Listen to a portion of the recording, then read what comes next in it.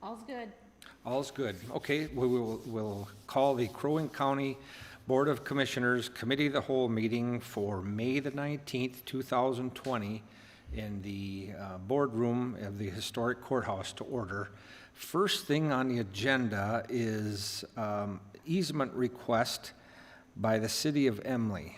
It'd be going to be Gary Griffin and Ryan Simonson. So Ryan, looks like you're up. Thank you, Mr. Chair. Good morning, Commissioners. If you remember, I believe it was last year, the City of Emily asked the county to essentially convey a piece of tax forfeited land to them to be used for a public beach, kind of a public recreation site. And so we completed that transaction. So the handout that I provided on that front map, that parcel outlined in green there is City of Emily property. And there's technically a very small 200-foot stretch where that yellow dot is, where they have to cross tax forfeited land to access that property. And so essentially what this is today is just an easement request. The second page on the handout kind of zooms in and shows a better drawing of the whole area, but it's essentially just an easement to the City of Emily, so they can access that property that we gave them for the beach.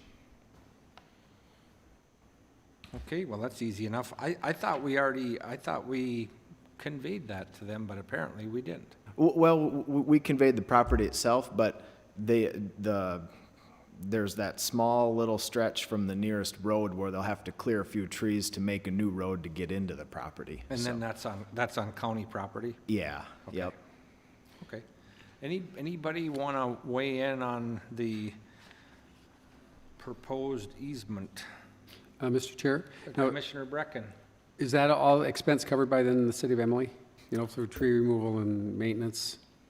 Correct. The easement fees are the land value, and the timber value is the majority of the easement fees. So the assessing staff will determine what the land value is within that 33-foot easement area, and then the foresters will determine the timber value, which, given a small segment here, it'll be pretty minimal, but that's all covered by the city. Yep. Any further comment from the county commissioners?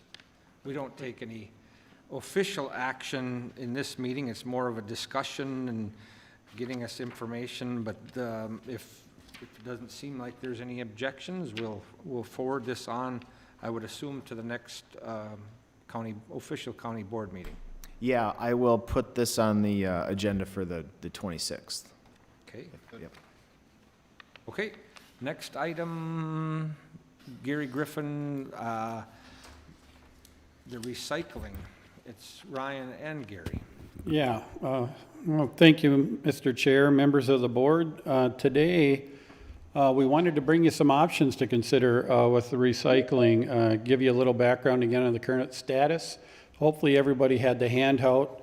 I don't know if Trish, you can share your screen with everybody on the call or not. I don't know if we're that good or not with our technology yet. But I'll just kind of read some of this stuff as a refresher, and then we'll get into some of the proposals that we have for you. Just as some facts here, I guess. You know, Crow Wing County as a whole, we recycle over 3,700 tons of material. At our drop locations in 2019, we recycled out of that 3,700, 1,500 of that came from our drop locations. The rest of it comes from curbside pickup. And the majority of that comes out of Brainerd and Baxter with their curbside programs. But the funding for a lot of the drop sites mainly comes from two sources of funding. We have a $15 special assessment. It's basically solid waste assessment. That generates about $600,000 a year in revenue. And we also get SCORE funding, which is mainly to be spent on recycling, which is at about $186,000. So you can, you know, if you want to kind of round it to $800,000 to kind of figure what our annual revenues are. And so, you know, those main expenditures, again, are the recycling costs themselves. And in 2019, they really spiked quite a bit. And it all, again, we've kind of talked about this in the past. It really had to do with China stopping taking most of our recycling, and the market's dried up on where can we take this stuff to get rid of it and actually move it along, if you will. At the current rate, basically our 1,500 tons it's costing us about $200 a ton. Our expenditures are going to exceed our revenues by 2028. And just as for some information, it takes us $200 to get rid of a ton of recycling, or to do it. It takes us about $50 to put it in the landfill. Now, just to kind of have a discussion, Fred, our engineer out there for us at the landfill, we figure we got about 27 more cells we can build at the landfill. So we have about 135 years of space out there to continue our just current operations with a 4% increase. Just to let you know, I will not be on the county board when that last cell is built. Oh, that right now. I won't be around either, but Tim Hull will still be here 130 years from now. I'm sure he will be, yes. But with that, it's almost 4 times the amount to recycle than it is to throw it in the landfill. Now, I'm not saying that's good or bad. I'm just looking at an economic, how expensive it is to do recycling. So with that, we wanted to give you some options that we believe we need to try to do something now and not have an emergency, down the road, if you will. And Gary, just to point out that Commissioner Hoag and I are on the Solid Waste Committee, and we have been having, along with you and Ryan and others, we have been having these discussions for months and months and months and months about what we should do. And you might want to point out the fact too that now that this, with the pandemic and just the way things have changed with China, a lot of this recycling stuff, nobody wants it. And you might want to point out the fact that mattresses, we have no place to go with mattresses anymore, and we have no choice but to put them in the landfill.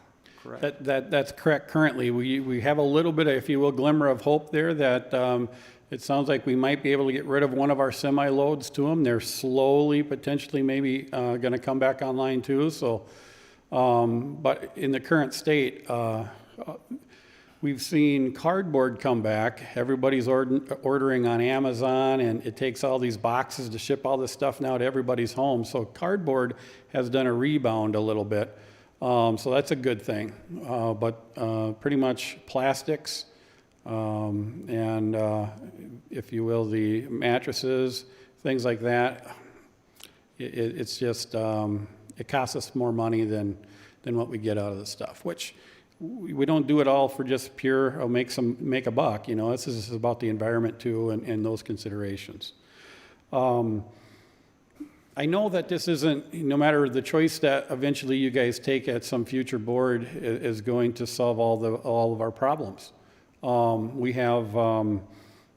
have cities, we have townships that we've partnered with for many years, and the options that we want to talk about here now are giving people options to continue to be a partner and continue to provide a very high level service of recycling in our county without it just being so restricted that it's going to be very difficult for maybe anybody to recycle or even for us to even continue. So we have these options, and I'll just go through them, and I will just ask if you guys want to dive into them. Let's please do so as we go. Is that all right? Yes. Option A, keep on the current path. Right now we have 6 existing drop sites. We can continue doing what we're doing today roughly until about the year 2028. I know it's kind of hard right now to kind of think, geez, why should we worry about that? We're in a battle right now that none of us have really seen. So I understand that maybe, Jesus is the right time, but this has been growing for, coming up on a year now that this has really become a crisis as far from a funding in the recycling. But we can continue that and do nothing until about 2028, and that's when our expenditures are going to exceed our revenues, and we won't be able to pay the bills, all the bills at that time. Option B would be to reduce our 6 drop sites down to 2 drop sites, which would be, the proposal would be the landfill site and the ideal transfer station. One of the big concerns that we have with our drop locations now, that hopefully Ryan has sent the photos, we were going to share with you what happened when the city of Crosby comes back to work on Monday. We get these photos from their city administrator, and some things that happen when the site isn't maybe monitored either at all or very lightly. You'll see that, you know, a lot of that is recyclable, but you'll see the garbage bags. You'll see that once they're overflowed like that, we're going to get overage charges, and we're going to get contamination charges because those garbage bags are not recyclable. Right now, on average, we have, as a note, last year about 22% of the overall Crosby's bill was contamination and overage. That's a lot of money on about, Ryan helped me out on the total number for Crosby last year, but take about 20% of that overall number. That's a lot. We're seeing that kind of all over. Even the landfill is getting about 5% contamination, and that's with the monitoring that we're doing today. It's not a great site when every 95% of the population, or even maybe 98% of the population, is doing the right thing with recycling. All it takes is a small few to throw garbage and junk in there that contaminate it for all of us, and we have to eat the cost. So one of the options would be that you would reduce the sites down to sites that are actually monitored and staffed, if you will. This would, then we'd have a fund in there of about $800,000 in the year 2030. This would position us from an economic standpoint very, very well. We would anticipate probably some reduction in our overall tonnage. We're thinking probably 9 to 1,000 tons would be recycled instead of the 1,500. All things being transparent there. Option C would be where you could consider more of a partnership with some of these already existing cities, or anybody that wanted to have their own drop site. We still would recommend that we reduce to 2 drop sites, but then if a city or a township felt the need, or they really wanted to have a drop site, you know, we don't want to give that up, it's too valuable for our community, then we would ask for a 50% match, that we would pay half of the freight, they would pay half of the freight, and we would continue the drop site, but that they would have to agree to monitor that site and take care of the issues if there are some. And that can be done in various ways, whether it's cameras, fences, city staff, township officials, however they would want to do it. But it's an option to continue to be a partner if that's what you guys wanted to do. This would give us about $90,000 left in our funds 2030 if we were to do the 50% match. Option D, in addition to option B or C, we could offer a subsidy. We used to do some of this previously at about $35 a ton, but we could do $50 per ton for all the cities or townships that want to pass an ordinance requiring curbside pickup. That's probably the best way to potentially go if we don't want to do the contamination, because the hauler can see right there when they pick it up in smaller, you know, batches as far as is there contamination, and they can work with that individual property owner, because once it gets in the big, you know, bins, it's just a fee on the whole pickup, which becomes very expensive. But we anticipate if Crosby or Nisswa, Cross Lake, Crow Wing would take part, we would still have $700,000 remaining in our fund balance in our Fund 18 for 2030. That could be some good partnership potential there, potentially. Or E, again, keep the current path and raise the solid waste assessment from $15 to $20. So we could just simply go, let's collect some more money. And this would then allow us to have about $850,000 remaining by the year 2030 if we raised the solid waste. So we needed to throw those 5 options. There's probably is now exiting. There's a lot of different options that maybe you would still want to explore. These are the ones that we thought could give you some flexibility potentially and still meet the need of our customers to let them recycle their materials. I know I went through that real quick. Yeah, I know.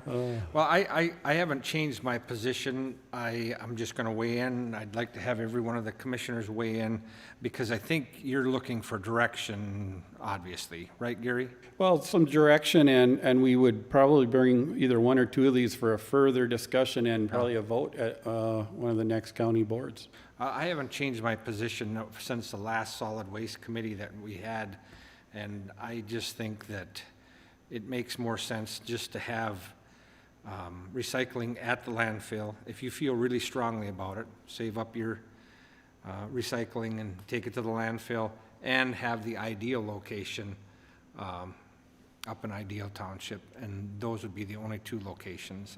That's what I favor. Commissioner Barrows.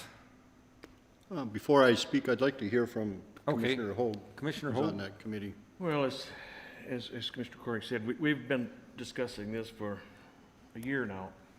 And every year, it seems like these sites that are unmonitored, not enforced,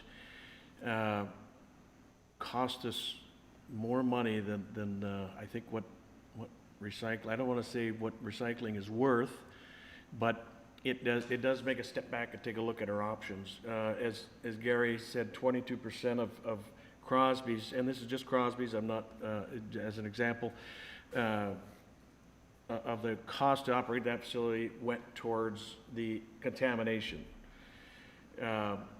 Bring it back to our landfill where it is somewhat monitored, and we probably could even set it up maybe to be monitored even a little bit more in the future, drops it to 5%. So in a sense, we're throwing a lot of money in the garbage by having these sites which were initially for convenience to our people, but end up, drying up the well of recycling funds. I don't know, and Gary, Ryan, I'm not sure if anybody knows what the really long-term outlook of recycling is. We're focused right now on just the day-to-day operations of our local. If it fires back up, again, I'm going to continue my support to minimize the locations, to the potential two that we spoke about. If you are compassionate about recycling, that extra 5 to 10 miles, whatever it may take to continue to recycle is to me not that critical. Unless these other cities would like to put together a plan that would include some shared costs, some opportunity to enforce and to monitor recycling, then we could potentially take a look at those. But until then, we spend a lot of time trying to police these from afar, and it's just not proven to work. So, I would continue to move forward. At least my vote would be to support minimizing the sites and do a centrally located one at the main facility at the landfill, and then potentially some satellite option for people. Commissioner Franzine, anything? No, I'm just listening. You guys are the ones who've been going to the Okay. meetings. Pull the mic over. Commissioner Brecken. Well, Huh? I was going to let I Commissioner. think he wants to wait and see. Okay. Okay. I really feel strongly that we need to do all the recycling and possibilities that we can. I think that Ideal Township really has a pretty ideal program up there, and I think that they've really cut down on their contamination of that. So I think that I would like to see multiple locations. I know I use Nisswa, but I also know that I see the abuse that goes on up there and what they have to do. So I think making sure that the cities would have some investment in this would help, and especially if we could have them monitored, because I know that I think Ideal Corner is up to actually 4 people that they have working there. in doing it. So they got a big investment, and they're really doing, I think, a good job with that. And so they have provided land, they've provided staff, and doing that. Some of the people that have called me from my district, I mean, my question to them is, well, you know, if you believe so strongly in recycling, would you pay a little bit more? And they said, we'd pay $15 a month. So I think there's also an opportunity to say, should we raise that so that we do have some extra funds in there? I think Cass County is at $66 a year. If we even went 5 or 10, I mean, we'd be really doing that, because if the public wants recycling, at this point, they're going to have to help us support it financially. But so that would be, so I see a hybrid here of all these options coming together, and really it has to be a partnership too with the cities and townships. Thanks. I for one don't favor raising the solid waste fee. But Commissioner Barros. Mr. Chair, thank you. I would agree with the two commissioners that are on that committee. I think you have done wonderful work. I think the staff have done a great job of laying out some of the objections and the possibilities. But I also think that if these other communities aren't going to come with a fair plan to participate, then I would reduce to 2 sites and be in favor of that. But if you want to get serious about recycling, then I think we all have to admit that there is a cost and that everybody should share in that cost. Thank you. Well, thank you for thanking me. I appreciate that. So, Gary, does that kind of give you, I know that's, I think I can kind of count to 3. You can count to 4. I think you can count to, I think I'm maybe counting to 4 now. Let For me take maybe my the, 2 off. To get to 5, I got to have my 2 off. but I think you can count to 4 maybe for the plan of the landfill and ideal corners for recycling is kind of, I think, what Commissioner Hoag? Well, so we'll put something on an agenda in case somebody wanted to submit some comments or something for your further discussion. Sure. Or input anyways from cities or townships or something. Mr. Chair? Yeah. I know the city of Nisswa wanted to have some input on that. I don't know if they have sent anything I think yet. they were just listening here today. I think they were waiting for probably to send prior to a board meeting or for action. And there's no urgency that we make any decision at the next board meeting.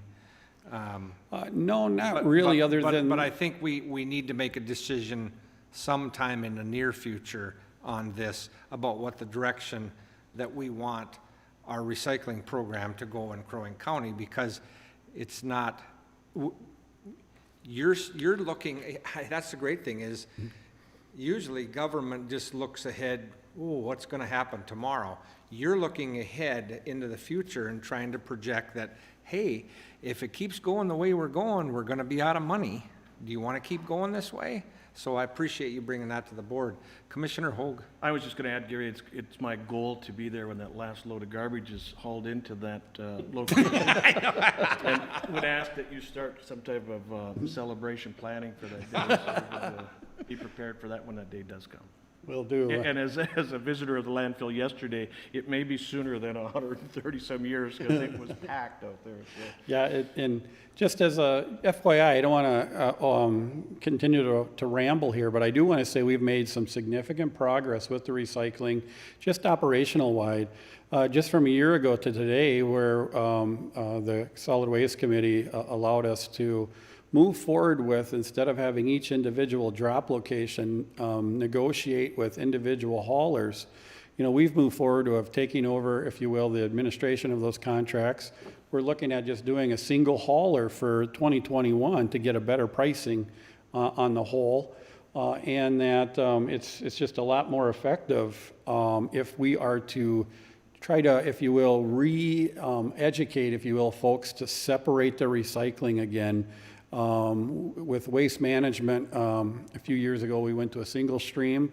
So whatever drop locations you guys decide that we're going to have, we are really going to strongly encourage that we go to a dual stream to get this material sorted. And then we have the more of the ability to, if we want to use the glass and in how we set up our landfill, or if we want to eventually find our own market for cardboard or stuff that will give us some flexibility, where right now we're kind of bound with it's all in just one big pile, and we need somebody that has a MRF to pick through it to get it ready for them to resell it. So there's been some really good movement.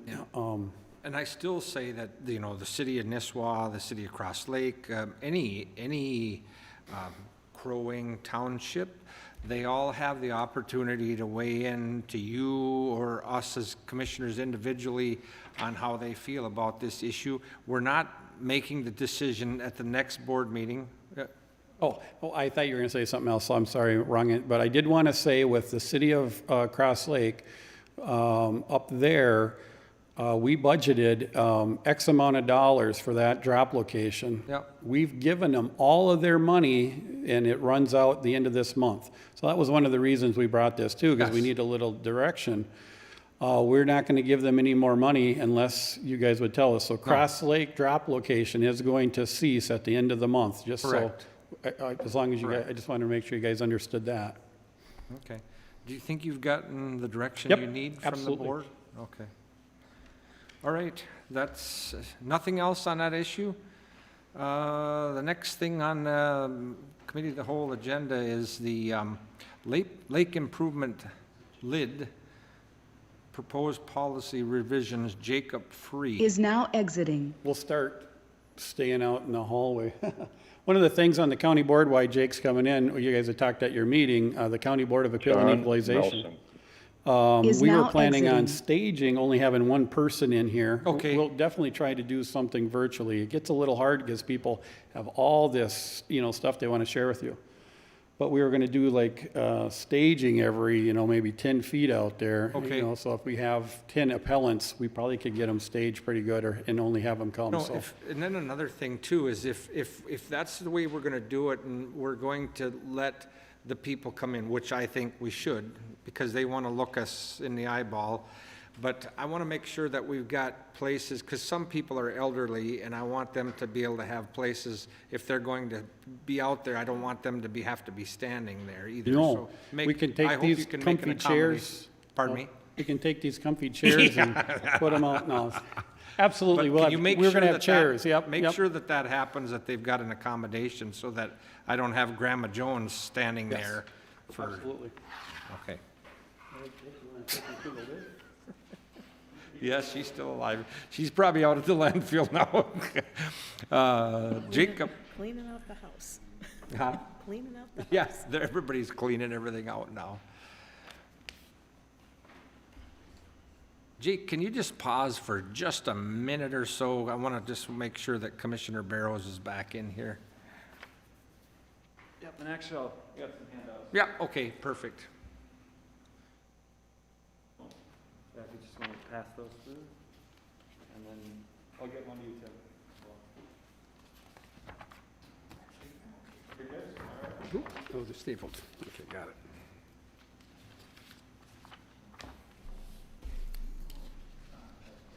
Oh, I didn't know that Jake was out in the hall, so I haven't had the TV on out there. But it is good to note that for the people that are waiting out there. Yeah. That there is a TV, they can watch it live. Oh, yeah. From the Have you got it hallway. on now? Great I thing. do have it on now. Okay. I just haven't been putting it on because nobody is been Yeah, allowed in the probably, building, but. probably a good idea just to turn it on anyway, just in case somebody wants to, maybe they don't want to come in here. So, Will do. yeah. I think this streaming live, whether there's one person or 13 people listening or watching, I think it's a great idea myself, because they have access to their government. This is their government, so. Anyway, Commissioner Barrows is back in the room, so we can start with your presentation, Jake, on the Crow Wing County Lake Improvement District policies approved by the county board. Well, thank you, Mr. Not Ch- approved Take yet. your Right. mask off. Oh, excuse me. Thank you. Habit. Apologize. Well, thank you, Mr. Chair and members of the board. So what I just handed out was a draft of some proposed revisions to our existing policy that we have for our lake improvement districts.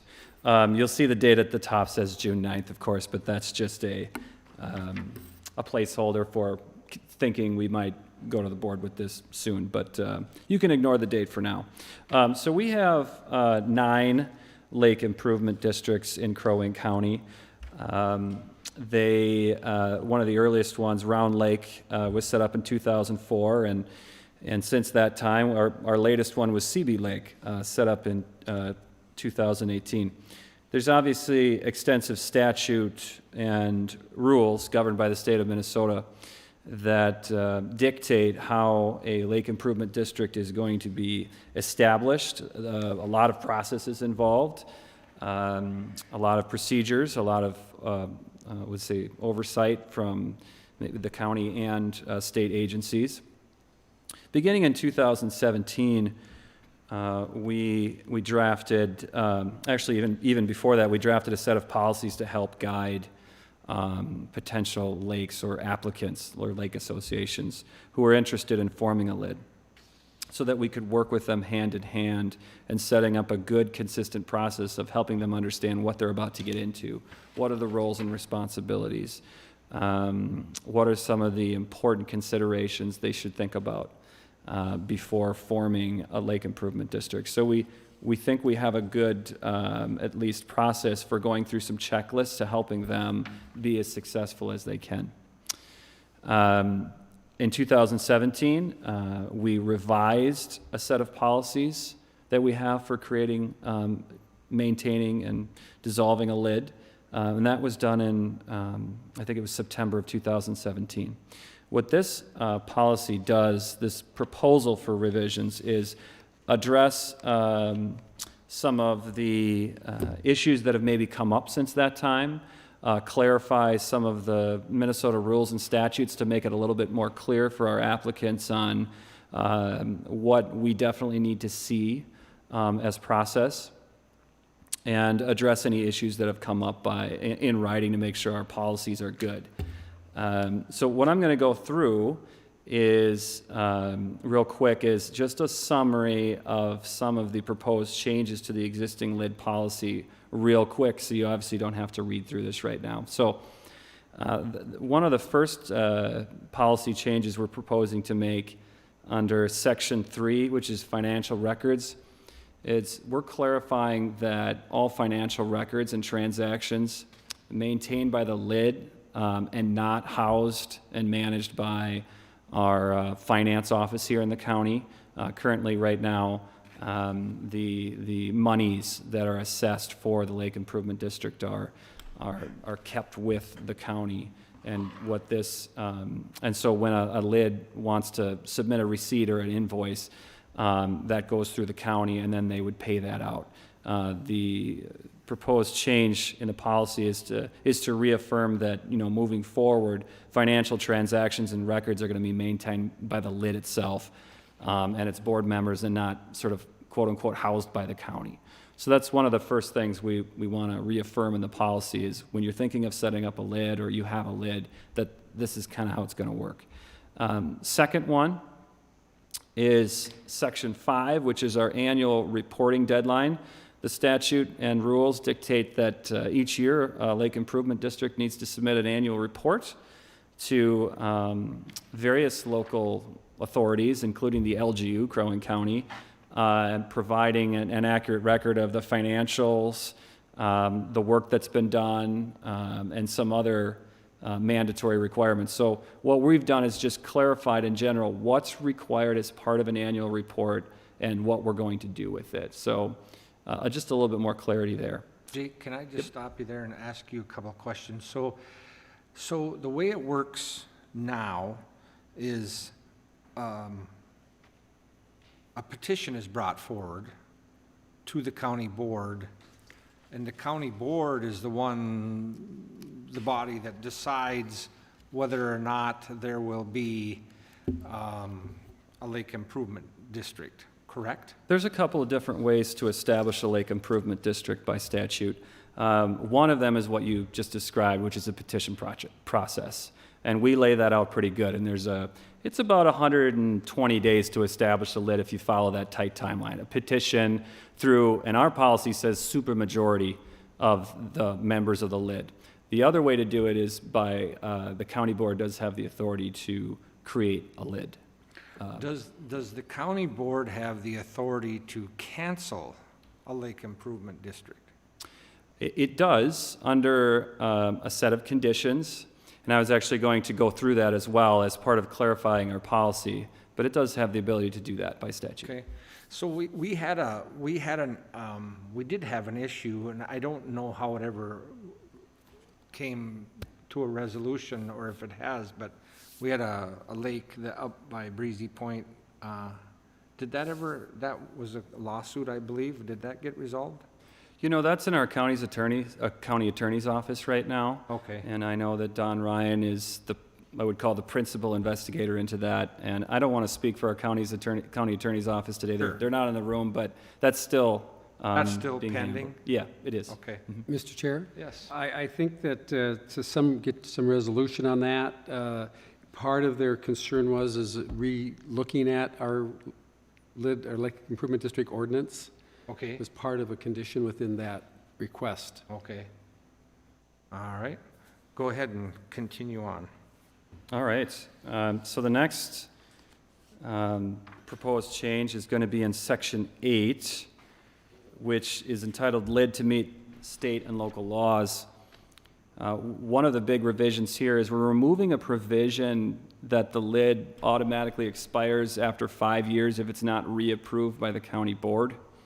That is in our existing policy, and just in keeping with state statutes and rules, there isn't such a provision in there, so we'd just like to eliminate that. Remove the provision requiring that a 5-year report be submitted to the county in addition to an annual report. Also in there, we reaffirm the practice of ensuring that all lid assessments are equal for each parcel unless there's specific circumstances that we have addressed in the policy. But basically, if the proposal is to do $90 a parcel, for example, that means it's $90 a parcel for all of the parcels that are in the lid.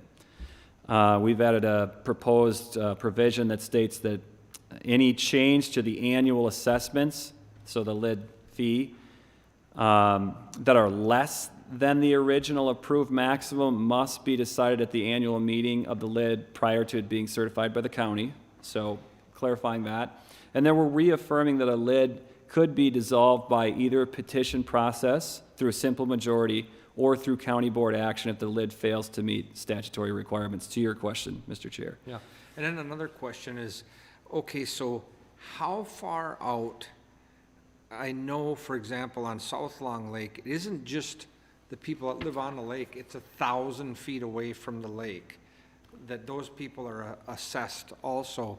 How far out can this reach? So, Mr. Chair and members of the board, to sort of clarify that, the 1,000 feet that you're talking about is actually what's called the shoreland district. It's a specific distance from ordinary high water marks set up by the state of Minnesota and our land use ordinance, and that's different. That's over here. It's different than our lake improvement district boundaries. And so the 1,000 feet is used for sort of different purposes. Okay. The lake improvement district is whatever the boundaries that are approved and proposed and approved by the petitioners or by the county board.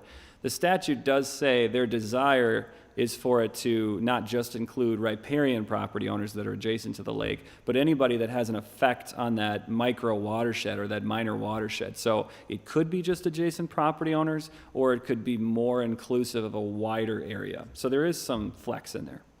Okay. All right, so moving on to section 7, which is entitled Supermajority for Lid Establishment. We're choosing at this time to keep the county's requirements that the creation of a lid is a supermajority, which is above and beyond the state's minimum requirements of 50% plus 1. We're at least proposing to keep it at 60% to establish a lid. And in case anyone was wondering, that hasn't been, in my experience, a threshold that's been unachievable, meaning that typically the lids have been able to meet that 60%. So hasn't been an issue at this time.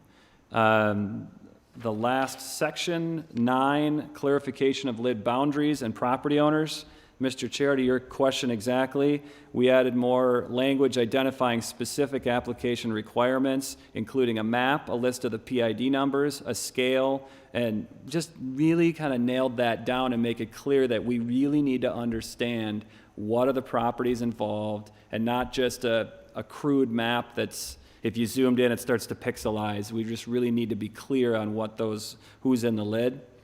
And then we reaffirmed the practice that if an existing lid is split, the newly split lot would become part of the lid after a deed is filed as well. There's some more edits in this policy as well, reference to statutes, minor edits here and there, but I thought that pretty well summarized the gist of what we were trying to achieve. So with that, I can take any questions. Any questions of Jake on the lake improvement plan here? Mr. Chair, if I might, Commissioner Barrows. on your last point, if a property gets split, and let's say the 60% is right on the, it's one vote to achieve that. You split the property, and now one goes against, and so it creates less than 60%. Is that the demise of that LID then? Well, Commissioner, to clarify the 60%, that's just to create or form a lid. Okay. It doesn't mean that while the lid is being in existence, that you have to have 60% folks on board. Okay. So it just means that if you're in the lid and you split it, the new property doesn't somehow is out of the lid. So at least that's what we're attempting to clarify. So, Thank you. Mr. Chair? Commissioner Brecken. Jake, how many of the 9 lids we have, how many were voted in via supermajority, and how many were in the 50% plus one? a great question, Commissioner. I would need to, I don't have that at my fingertips. I can get that information. Could you? That'd be great. Yeah. I know that a number of lakes have, I've talked to and approached me is that, their challenge is that, they need to do that lake improvement district, or some want to do it, but getting to that supermajority is kind of an issue. Another question quickly, has Mr. Anderson reviewed this, our ordinance? Commissioner, another great question. Rocky Wells, our assistant county attorney, has provided some review, but we do need to consult and have the review by Don Ryan on this one. And so that is something we're looking to do, and he has not reviewed this in its entirety, so.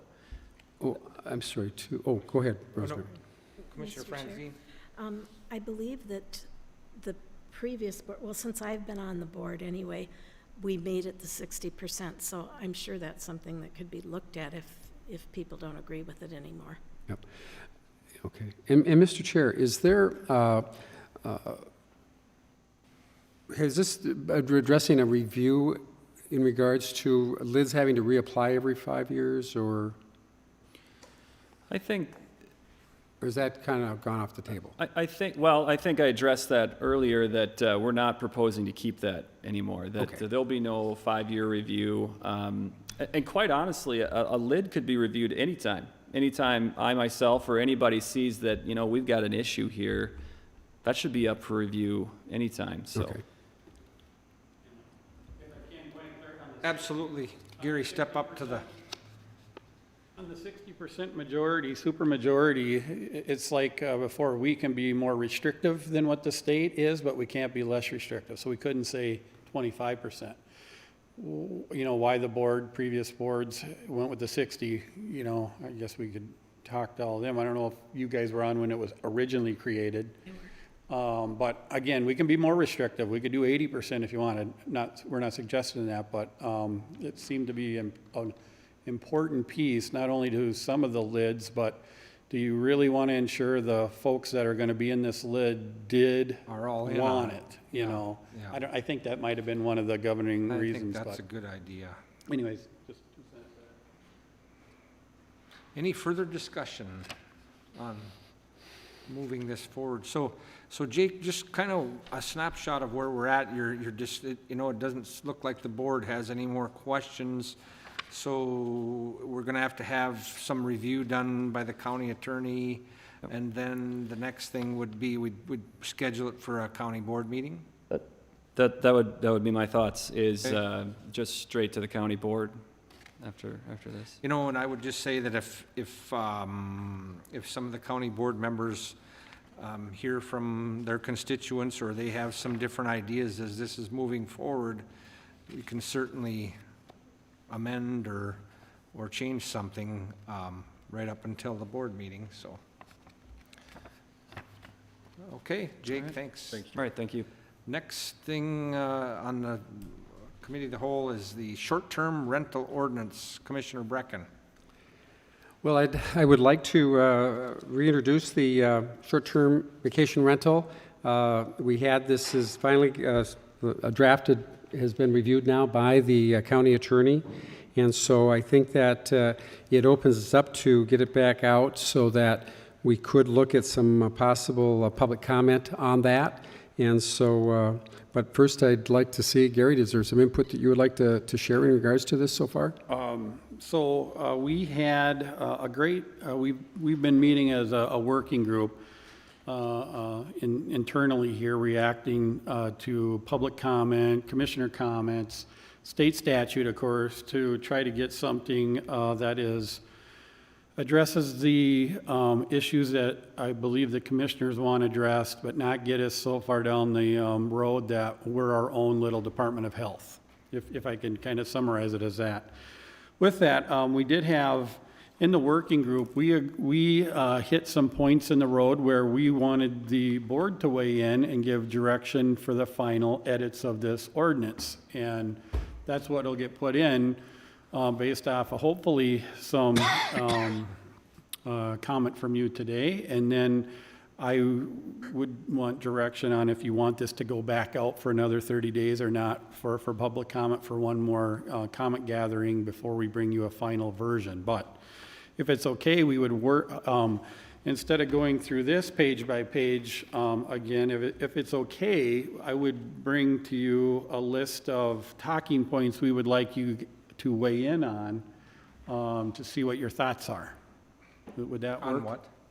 Hockey? On different portions of this, on exactly what your beliefs or feelings are on pieces of it. Yeah, there's some of it right there. And so we just wanted to ensure, like on number one, or if that's okay. Yes, that's okay? perfect. Even though I don't You know, agree do we with want to regulate what happens in the cities and municipalities? And I believe Commissioner Hoag, Commissioner Brecken, Tim Hool, myself, they, at least in the majority of them were in Commissioner Brecken's district, brought all the cities and some townships together. It was a pretty packed house at Breezy Point City Chambers. And I don't know if it was 100% unanimous. I want to say it probably was, but when they said yes, we would want the county to do something, and I let you guys weigh in, I think that was the direction we wanted to go. But the working group wanted that either reaffirmed or, because that'll change it big time right off the bat. Any comment on that, or do you want us to continue with this is a county-wide ordinance? Well, I think when we asked that question, if I may, Sure. is that when we were listening to them, I said, who should be in charge of this? And the first comment was the state. Well, we know the state's not going to do anything. So then the second was it fell down to the county to be able to get involved and assist them in managing the vacation rentals. Yeah, I don't recall a single city or township that was opposed to, adamantly against the county taking the reins on this program. So it was probably 100% of those in attendance. Great. We did answer the next one about our public health authority, and we worked through that with our attorney, Don Ryan. Just a point, if we do pass an ordinance, it's kind of like you guys were having a discussion about the county can be more restrictive than the state, but they can't be less restrictive, like with some of the governor's orders with the pandemic. It's good to note that the county can have an ordinance for short-term rentals, but a city definitely could have their own too. It would just have to be more restrictive. They couldn't lessen any of our requirements. So, and some cities already have them, which they may enforce different things that's more near and dear to their heart than what we're trying to get at. So Gary, then on that, just to that question, so if a city decides, we're gonna have our own ordinance, then somebody wouldn't need a permit or a license from us and them, would they? They would need both. They would need both? Yep. Well, that's crazy. Well, I'm just, that's my understanding. They're going to need both. They're going to need a license from us. We're going to need to know, all this information, no matter where you're at in the county. Yeah. If your city wants to do something over and above that, that's with your city Yeah. or township. Well, here's the thing is, here, Bill, I'm gonna put you on the spot again. Okay. Because, I still am maintaining my opposition to this. Yep. We, in boards past, before you were here and Commissioner Barrows, we reviewed this, I don't know, Gary, you don't remember how many times, but it was at least 4 times. It was reviewed, I started in 2009. It had just had a review before I even started, and then about every year and a half, 2 years, this was brought up, because you needed to address constituents by all means. And, I'm in my 8th year, so I just figured there was no reason for it, and I still maintain that. So I'm gonna be a no. But as we're all equals on this board, we all have the right to bring anything forward that we want. And so this is your baby. And so I'm kind of cutting to the chase right now.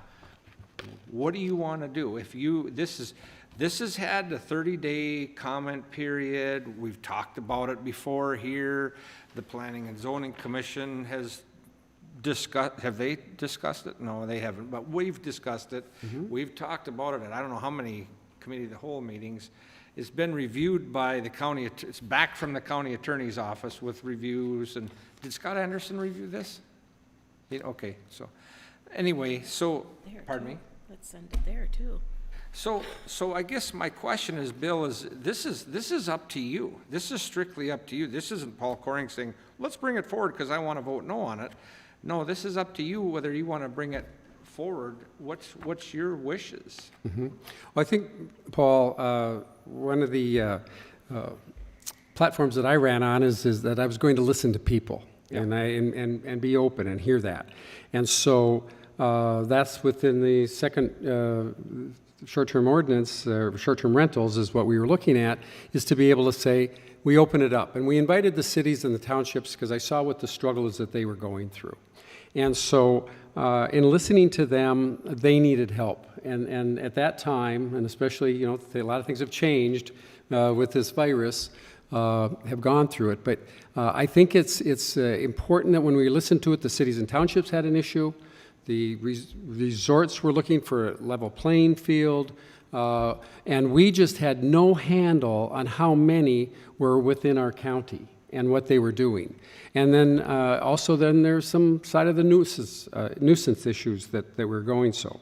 So I would be prepared to say we can do this, but yes, I would like to bring this to a vote. If we felt that we needed to, we can decide today if we feel that we need to take this to some public comment, we could.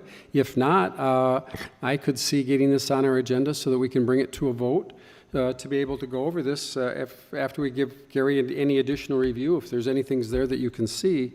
But I think that this is moving forward. It's going to be a soft year, I think, in our tourism up here. I don't know how it's going to affect our vacation rentals, but as we come out of this, we're going to be able to have this in place and then be able to know. I think the other thing that got this issue confusing was that we were going down to create a short-term ordinance with a what I will call a small fee, just again so we know who's doing it and help us manage the process. But then the Department of Revenue came through and they wanted to tax it as commercial property. There were 2 separate issues that seemed to get combined into one. And that's on hold. Now, and I'm understanding that's on hold, plus the state is looking at a different tax rate. Am I correct on that, Gary? Yeah, well, the Senate had one proposal, the House had a different proposal. One was a new classification at 1.25% for anything rented over 14 days. It was gonna, and I would prefer that because it's pretty clear and it's easy to administer. I would like that one. The Senate's proposal was just to do a 2-year moratorium on any changes for the 2020-21 assessments and just put everything on hold and continue to discuss. Of course, nothing happened. You know, they adjourned without a tax bill. So we'll see if they get a special session going or not. Bill, I guess the question I have is, in these times when I don't even know how many, if there's going to be anybody coming up here and vacationing. Right. And so now we're going to, not only are these people required to pay their property taxes, now we're going to slap on another fee or license fee for this year when I'm sure that people have booked these places for the summer, but then they probably turn around and cancel them. So I don't know, are we going to impose that on them this year? Well, I think now's a time where it's a level field. I mean, it's just a neutral time. I think we know our resorts are struggling right now with the cancellations of bookings as well. And so that whole hospitality industry is in a real flux right now. And again, that's one of the reasons we're going to bat for the restaurants and bars, is that we see that the struggle that they're in. So now's the time to say, all those people in hospitality, let's identify who's doing that in resort and hospitality industry and the rentals, so that we can at least identify who's doing it. And that was the biggest thought. Commissioner Barros. Mr. Chair, I would encourage us to go through this list, give them the direction. You know, this will come up for a vote, and we let the vote handle the up or down situation, but I think we need to get through these. Yeah, but is it, issues Gary, that- is there some changes that you wanted to go through, or what The was working it? group on this Pardon me? list, the working group, Mr. Chair, was, we felt it prudent to let the commissioners weigh in on exactly what they want in the ordinance. And so we have a list here that we wanted to ask the questions and get Okay. direction from the board. Go ahead and go through it. I didn't realize that. I guess the question I have is it either a vote or not a vote? Oh, sure. So You go wanted ahead. to Go cut ahead, right Gary. to the Sorry chase. about that. Okay, the next one is if you guys wanted to add anything about commercial liability property coverage. As most homeowner policies will not cover commercial business functionality. This should also include non-revocable during the term of the license requirement. Another question arises if Crow Wing County wants to establish a moratorium minimums for insurance coverage. So the idea is, I got my house, everybody's probably gonna have some kind of property insurance, but when you do a rental and all that, it's more of a, if you will, kind of a commercial business. Do you guys want to see higher levels of insurance for that type of operation? Mr. Chair, if I might, Yes. do we require that of other businesses that come to get a license from us? We do not. If they come for a permit, we don't, I believe. Is that correct? Right, that we require other insurance. To have a liability insurance? Not in. It's kind of. Step up to the, sorry. Commissioner, I don't believe so. I believe the state of Minnesota may have some additional requirements.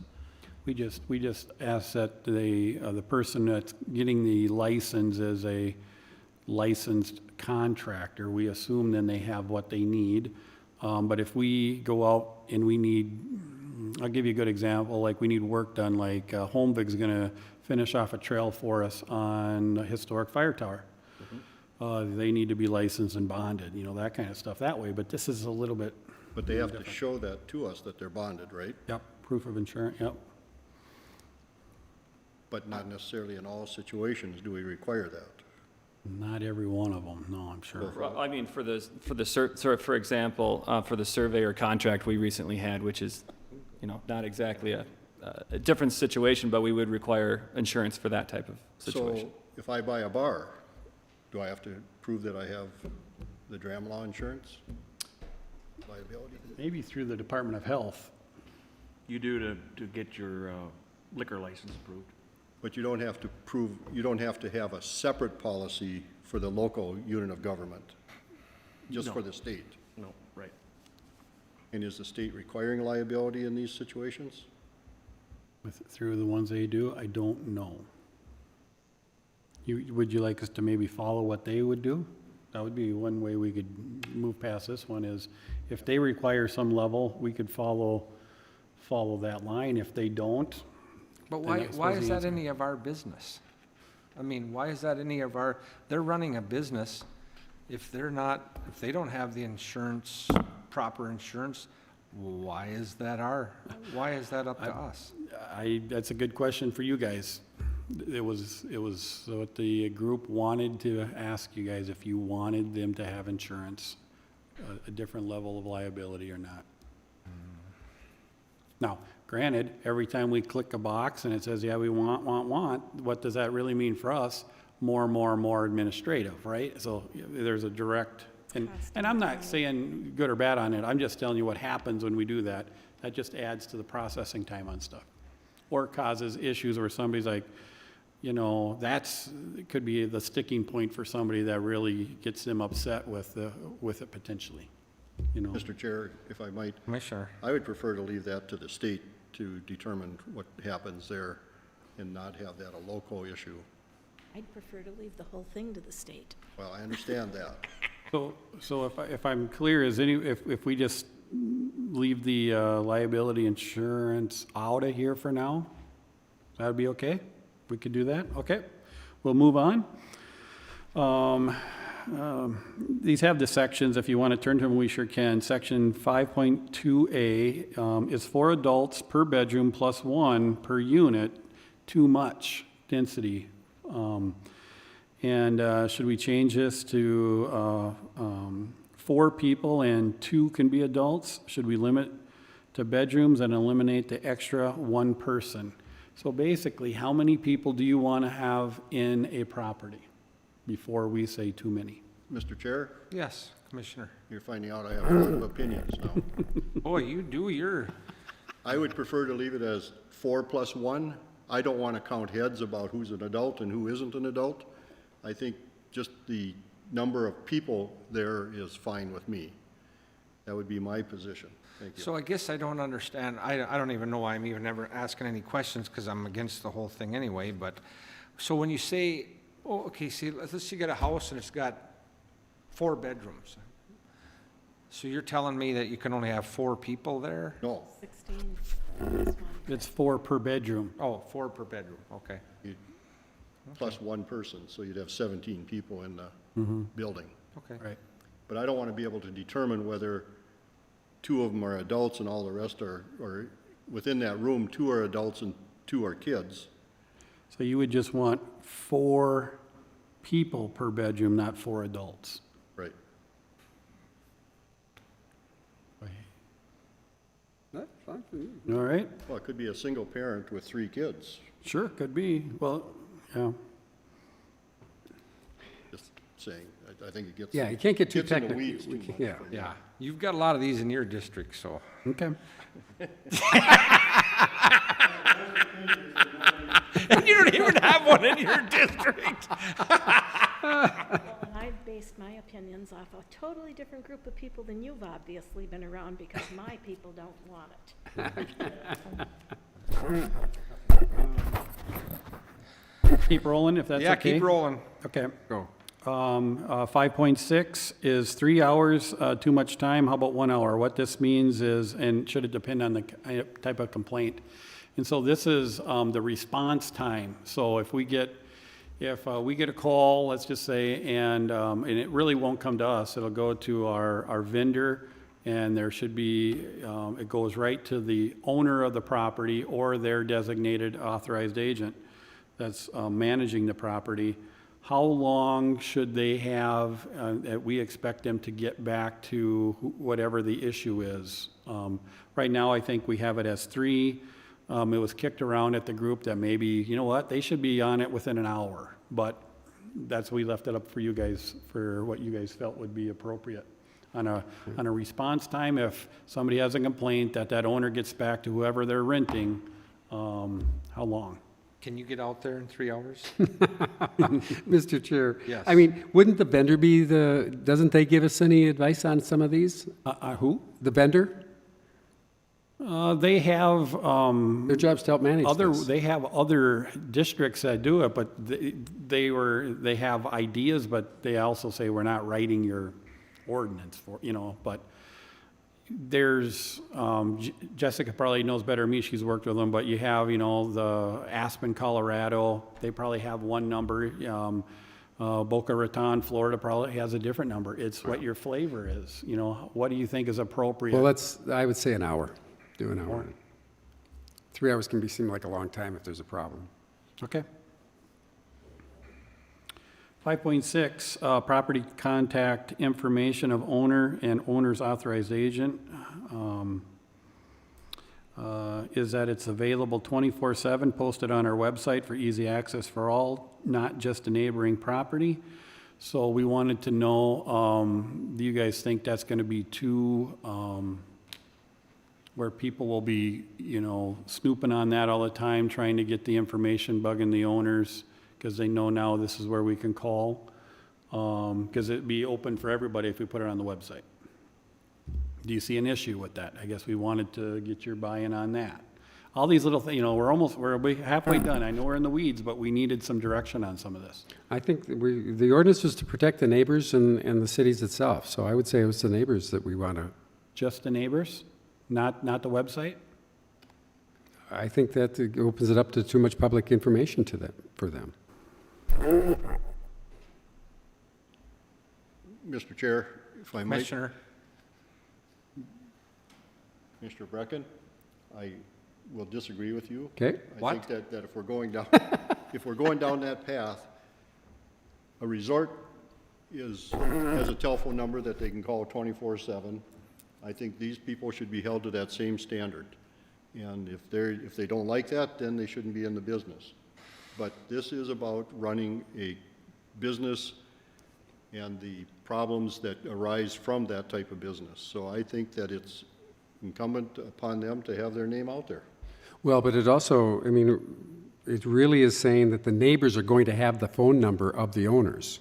But we do address later on in the proposals up here about somebody who harasses an owner of a place too. Right. So Yeah. It does come back to Commissioner Brecken. Maybe we send it to both neighbors, but really maybe 3 or 4 neighbors are all, the music's still loud and they're also annoyed potentially. How do you kind of capture that? And we were hoping we didn't get all the other calls because we didn't give them the number, Well, then we should post it. you know? You got to give us your best recommendation, and if your best recommendation is post it, let's do it. No, they were just ideas. I was just throwing out to kind of help your decision. I was just going to mention, Commissioner, that, and one of the small differences on this too, if it's just the neighbors, is every time an ownership changes or something like that, the administration will change as well. If it's just the neighbors, you physically need to mail or provide that to the neighbors. And anytime anything changes, it's another administration touch point. On a website, we would hopefully set it up so it's just a background feed that when any information changes, it automatically gets updated on the website. Now that doesn't change the theoretically how do you feel about a website versus the neighbors, but just do understand the administration will change when that happens. I just thought I'd throw that out there as well. Next. 6.2, this is getting into violations, and so is 3 substantiated complaints, violations the right number? Is 3 years the right period, within 1 year, 5 years? And so now this is getting into how aggressive do you want us to enforce this ordinance? So if you have 1 complaint and they were rowdy, okay, that's that. Is that when you want us to fine or take the license away? Is it 2? Is it 3? Is it within 1 year period, and then it resets then the next year? Is it 5 years? To kind of frame it up, if I'm throwing anything out from the group, we were thinking, if it's 3 within a 1 year period, and then next year it would you'd get another 3, A couple maybe felt that was too much. Most of them like, well, you know, all it takes is one call and they had the radio a little loud and then they went and got it taken care of. You know, how, Well, Gary, wouldn't that, again, the type of Complaint, complaint yes, should it have could. an impact on it? It could. You know, I don't think you can just say 1, 2, 3 strikes. Again, it could be something fairly simple and just overlooked, and you just kind of write that off as a, you know, as an educational opportunity and. it could be complaints that were rectified timely too, Yeah, that we, exactly. you And I know, think- they took care of I don't think we it. could just take one approach to every complaint that's out there, but that's my 2 cents. So if you're okay, we could kind of frame that in a little bit better for the final review then, if that's all right? Yeah, I Okay. think it's fair. Fine or administrative penalty for false reporting of violation. Do we want there to be a fine for this?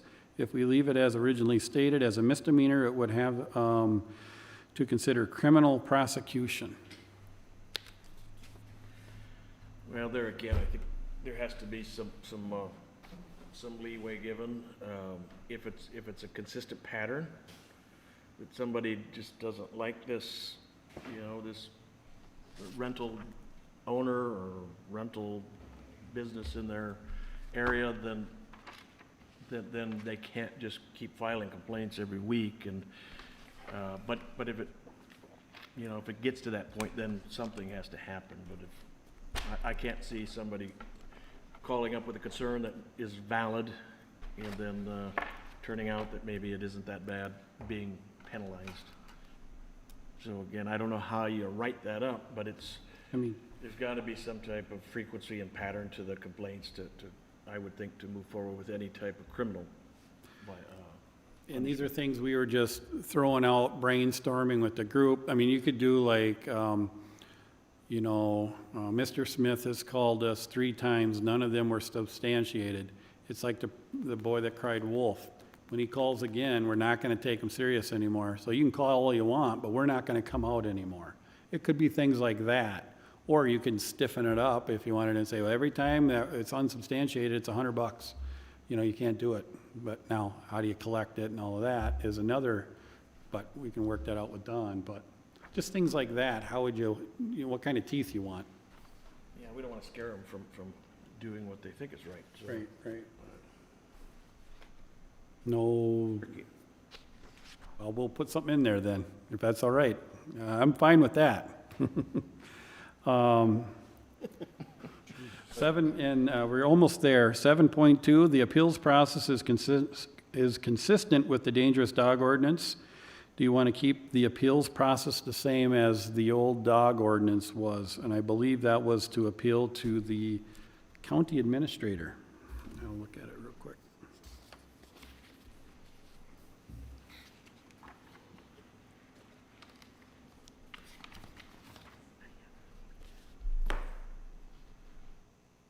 Yep, they would appeal to the county administrator, and then if they didn't seek his, get any relief there, they could go to district court. No heartburn there, I'll keep moving on. Crow Wing County Board shall designate and assign responsibility for enforcement of this ordinance in their authorizing and acting resolution. So that resolution, we would probably have it, unless you feel something otherwise, is responsibility for enforcement of this ordinance is, of course, by the Land Services Department, you know, and that's who's gonna take care of it. Any heartburn with that? Nope. Okay.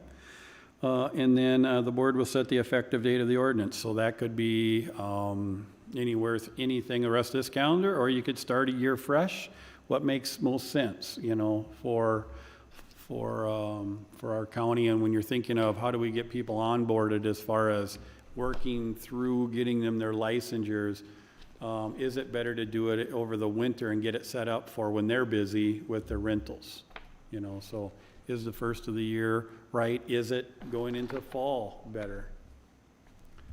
You guys have a preference on that you would want an enactment date come before you, or do you want to decide that when it comes before you at that time? Lots of decisions, I know. I know there's a lot of decisions for you, Bill, and It I, has to pass first. Mr. Chair, I would throw out there that I think the staff should come with a proposed date. I think you know the impact to your staff and to the process of putting these into enforcement, so I would defer to them to let them determine. No, Paul? Okay, well, we're gonna disagree on that one then. we disagree on a lot. Anybody else have an idea or opinion on that? Well, to Steve's point, you guys are the ones that's gonna know how much time it's gonna take to get this put together. Again, I would be open to your recommendations on that, too. Okay. You know, and we're gonna work through, we're gonna have short-term rentals that are inside a resort. And again, if they're getting a license already from Department of Health, all short-term rentals still need to get a license from us regardless. It's that if they're getting one from the Department of Health, we're not gonna charge them the fee. So as we get to the fees, just as it won't be in here, but we will need to have something to go for the fee schedule and update the fee schedule. That'll be kind of a companion thing for this. How much do you want the fee to be for a license in this county? It has been suggested 300. Is that still an appropriate amount, you guys think? Do you want it less? Do you want it more? It's appropriate to me. Do you look at this as a kind of a one-size-fits-all, or do we, again, can we set up classifications? I don't know. I'm just, again, thinking out loud. Do you have a couple levels of fees? Are you thinking maybe like, if you have a one-bedroom, let's just say that can only rent to 4, that's 300. If it's got a 5-bedroom, it's, Yeah. you want to do something like that? I'm On a- just throwing it out as something to consider, because it's kind of like the world we're living today. There's one order that fits all, Yeah. and you know, for the smaller, you know, people that are doing a one-bedroom rental, it's maybe unfair for them to pay the same rate as somebody that's got a 4-bedroom, you know, mega mansion that is obviously getting a little bit more money for the rental. So I throw that out as something to consider. The permit is per building, right? Yeah, Doesn't go with the owner, Right. because the owner could have several buildings. Right. Okay. You want us to look at putting a kind of a sliding scale together? Yep. Okay.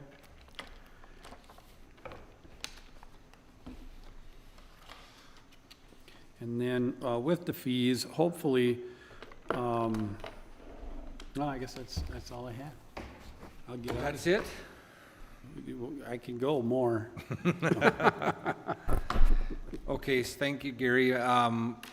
So, Bill, what is? Oh, yes, if I can, I am sorry. Yeah. I think you're maybe gonna go there too.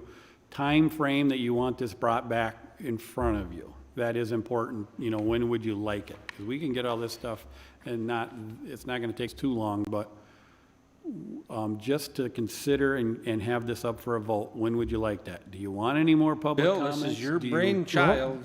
Let me ask, I mean, does anybody, as other commissioners, do we feel that there's need for additional public comment on this? Taken public comment for 14 years. I think we should pursue public comment for the next year and then take it up next year. Okay, well, then I'd be in favor, For the 34 we could years. have this on the what agenda, the 1st of June, maybe? Sure. The first part of June? If it's okay, was Or it the end of May, June, if we could go for the second board meeting in June, that would make it real easy for us to get it ready for you. Is that okay? And with that, I think we got to keep in mind too that these same people that we're talking about are struggling with other, probably larger issues right now. Correct. Just, you know, if we pass this ordinance, doesn't mean it goes into effect that day. If that, you know, in the ordinance, maybe we have an effective date of, you know, January 1st or something. But I think this is a way we can help them, same people, get through this whole shutdown issue and stuff. But let's not add to their list of Stress. concerns and worries right now. Let's give them the opportunity to prepare for it. Granted, it's, you know, the money isn't as large as probably what they're dealing with today, but it's still something that we can take the time now to prepare and have it ready to go when we do decide to flip that switch. Okay. Thank you. Anything else?